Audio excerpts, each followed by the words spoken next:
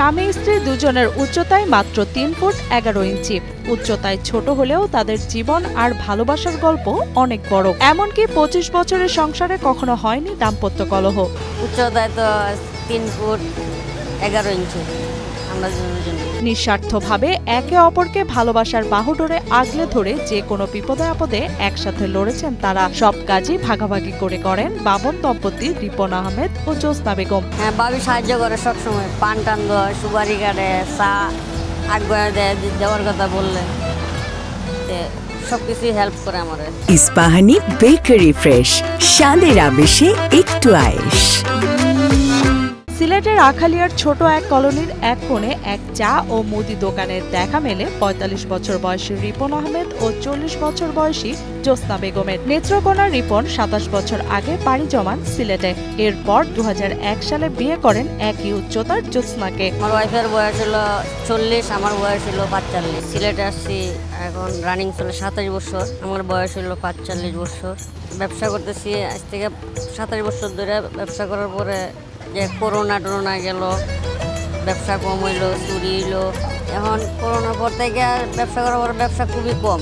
আগে ব্যবসা ভালো ছিল, ভালো চলছে, এখন ভালো চলতে পারি না, এখন ব্যবসা খুবই কম। বিয়ের পর তাদের ঘরে একটি পুত্র সন্তানের জন্ম হলেও দুর্ভাগ্যবশত বেশি দিন বাঁচেনি শিশুটি। একমাত্র সন্তানকে হারানোর পর নিঃসন্তান দম্পতি ভালোবেসে বেঁচে আছেন একে অপরকে ঘিরে। বাবির লগে আমার মহব্বত আছে, আমার খুব ভালোবাসে মানুষ। বিয়ে হয়েছে 2001-এ। দেখা হইলো ঘটক গেছে, ঘটকে যে আবার করছে।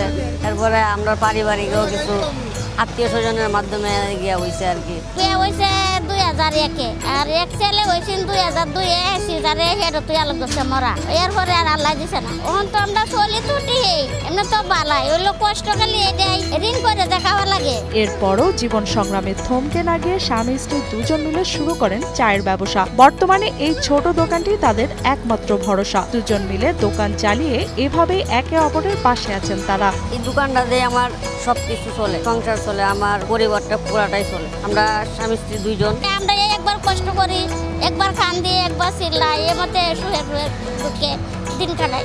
স্বামী স্ত্রী দুজনে একসাথে সব কাজ করেন এই দোকানে। জোসনা দোকান পরিষ্কার করেন আর রিপন চা তৈরি করে তা ক্রেতাদের দেন। আর এভাবেই চলে তাদের সুখের সংসার। সংসার তো বাবির লগে তো সুখেই কাটাই। কষ্ট থাকলে তো মনের ভিতরে থাকে, কষ্ট তো আর প্রকাশ করা যেত না। পরিবারে তো শান্তি দিতেই, খুশি রাখতেই। আমি এই খুশিটা দিয়ে চলি, এই ব্যবসা করে আমি কেটেছি। এই চা দিয়া, পান চা পান দিয়া, পান সিগারেট ভালোই চলছিলাম।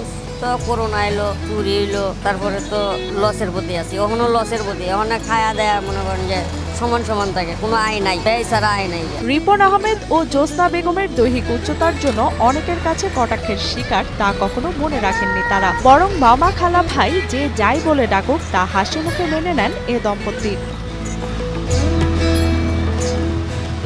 এদিকে 2 বছর আগে স্ত্রীর জরুরি পেটে অস্ত্রোপচার করতে ঋণ করে স্ত্রীর চিকিৎসা করেন রিপন। এখনো প্রায় 1.5 লাখ টাকা ঋণ আছেন তিনি। রিপন জানান কষ্ট হলেও তা বুঝতে দেন না স্ত্রীকে। জোসনার মুখে হাসি দেখতে চান তিনি। একটা অপারেশন করাইছি, গেছে গায়ে কেন প্রায় 2 লাখ টাকা, 2 লাখের উপরে গেছে। আমার রোগ হয়েছে, টাকা যায় গিয়ে অপারেশন করছি, 2 লাখ টাকা লাগছে। এই সময়তে চলতে তুলে ঋণও ভাঙ্গি, সংসারও চালাই, কিস্তিও চালাই, আমরা খাইও। তবে ব্যবসায় ধস ও বিভিন্ন প্রতিবন্ধকতার শিকার এই দম্পতি আবারও ঘুরে দাঁড়ানোর চেষ্টা করছেন ভালোবাসা ও আত্মবিশ্বাসের ওপর ভর করে। কেউ যদি সাহায্য করে তাহলে মনে করেন যে আমি ঋণ থেকে মুক্তি পাই, মোট সমাধান। এছাড়া তো আর আমার এই কষ্ট করে চা বেচা, কাস্টমারও নাই, ব্যবসাও নাই, আমি কেমনে চলবো? কারণ আমার তো হাত পাতা ছাড়া আর কোনো রাস্তা দেখি না। আমি চলি তো এনজিওর উপরে, ঋণগ্রস্ত হইয়া। আমি তো আরেকজনের এনজিও থেকে আনলে আমার এটা তো লাভ দিতে হয়, সুদ দিতে হয়। আমার এই তো ঋণ করেই চলি। কখনো আমার কাছে প্রায় 2-2.5 লাখ টাকা ঋণ নেই পাইব মানুষের। তখন আমি চলতাম কেমনে? আমি তো খালি সবসময় খালি বাধার সম্মুখীন হয়ে যাচ্ছি। এদিকে এই ছোট দম্পতির স্বপ্ন একটু সহযোগিতা পেলে দোকানটি বড় করার।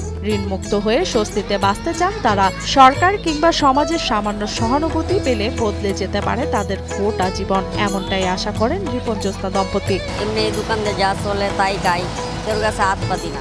হাত না পাতলেও মোটামুটি ভালোই চলি, চলার পরেও তারপরে কষ্ট হয়ে যায় সংসারটা চালাইতে। 2 জন থাকলেও যে খরচ, 10 জন থাকলে একই খরচ, খরচটা আমি পোষাইতে পারি না এখন। সরকার যদি সাহায্য করে তো আমার কষ্টটা দূর হয়ে যাবো, আমি ঋণগ্রস্ত থেকে একটু মুক্তি পাইনি। রিপন আহমেদ ও জ্যোৎস্না দম্পতির ভালোবাসা ও শ্রদ্ধাবোধ দেখে অভিভূত হন অনেকেই। তাদের চাওয়া বিত্তবানরা আর্থিক সহযোগিতা করলে, মুদি দোকান বড় পরিসরে করলে দায়মুক্ত হয়ে ভালোভাবে বাঁচতে পারবেন এ দম্পতি। বর্তমান অবস্থায় যে অবস্থা দেখলাম, তারা তো চা দোকানের সংখ্যাটা চলে, তারা কিস্তি চলে, মাসে জাগে 30,000 টাকা খাইব না, কিস্তি চালাইব। তো তাদের জন্য সবচেয়ে এটাই ভালো হবে, একটু আর্থিক সহযোগিতার ব্যবস্থা যদি আপনারা করতে পারেন আর কি।